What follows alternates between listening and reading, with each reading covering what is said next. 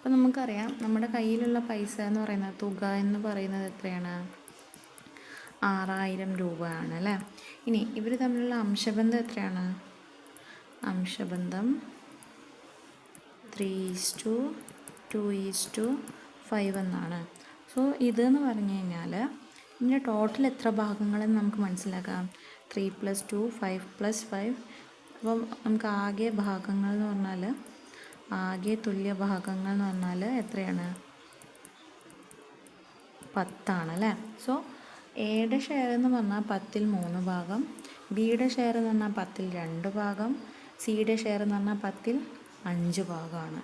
So നമുക്ക് ഇതിൻ്റെ അകത്ത് ആകെ തുല്യ ഭാഗം 10. സോ 10 ഭാഗത്തിൻ്റെ തുകയാണ് എന്ത്? 6000 എന്ന് പറയുന്നത്. അങ്ങനെയാണെങ്കിൽ ഒരു ഭാഗത്തിൻ്റെ എങ്ങനെ കാണും നമ്മൾ? ഒരു ഭാഗത്തിൻ്റെ തുക എങ്ങനെ കാണും? 6000/10 എന്ന് ചെയ്ത് നോക്കിയാൽ മതിയല്ലേ. എത്രയാണ്? 600 രൂപയാണ് വരിക. ഇനി നമ്മളോട് ചോദിച്ച ചോദ്യം ബി + സി എത്ര?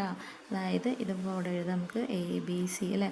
ബി + സി എന്ന് പറഞ്ഞു കഴിഞ്ഞാൽ 3 + 5 അല്ലേ, 3ഉം 5ഉം കൂടെ കൂട്ടി 10ൽ 8 ഭാഗം. 8 ഭാഗമാണ് ചോദിച്ചത്. സോ 8 ഭാഗം എങ്ങനെ കാണും? നമുക്കറിയാം 8 ഭാഗത്തിൻ്റെ ഒരു ഭാഗം എന്ന് പറയുന്നത് എത്രയാണ്? 600 ആണ്.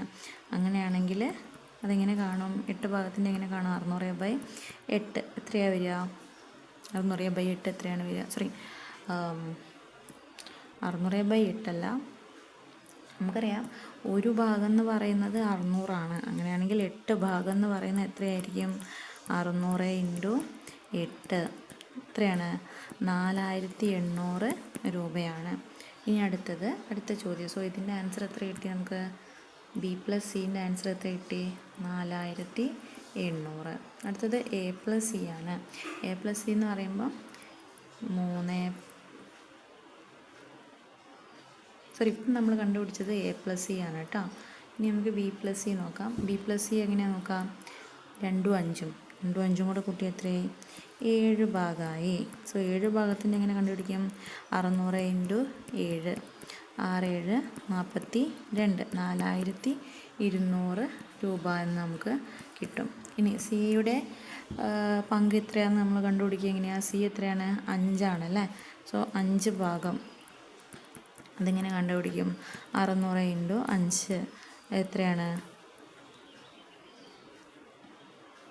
3000 രൂപയാണ് അല്ലേ. ഇനി അടുത്ത ചോദ്യം എക്ക്, അപ്പോൾ ഇവിടെ നമുക്ക് 3000 എന്ന് കിട്ടി. ഇനി അടുത്തൊരു ചോദ്യമാണ് എക്ക് സിയേക്കാൾ എത്ര കുറവാണ്? എത്ര കുറവെന്ന് ചോദിച്ചാൽ മൈനസ് ചെയ്താൽ മതി അല്ലേ. 5ൽ നിന്ന് 3 കുറച്ചാൽ 2. അപ്പോൾ 2 ഭാഗം കണ്ടാൽ മതി. 2 ഭാഗം കണ്ടാൽ മതി. 2 ഭാഗം എന്ന് പറയുമ്പം 600 × 2 എത്രയാണ്? 1200 രൂപയാണ് എക്ക് സിയേക്കാൾ കുറവ്. നോക്കി നോക്കിയേ, ഇവിടെ 5ആണ് സിയുടേതെന്ന് പറയുന്നത് അല്ലേ. സോ സീൻ്റെത് എത്രയാണ്? സീൻ്റെ പങ്ക് എത്രയാണ്? 5 × 600 3000 അല്ലേ. 5 × 600 എത്രയാണ്? 3000. ഇനി എയുടെ പങ്ക് എത്രയാണെന്ന് നോക്കാം. എ എന്ന് പറയുന്നത് എത്രയാണ്? അതിൻ്റെ ഷെയർ എത്രയാണ്?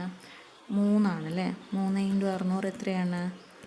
1800. അപ്പം ഇവർക്ക് എക്ക് സിയേക്കാൾ എത്ര കൂടുതലാണെന്ന് നമുക്ക് കാണണമെങ്കിൽ 3000 - 1800 ചെയ്ത് നോക്കിയാൽ മതി.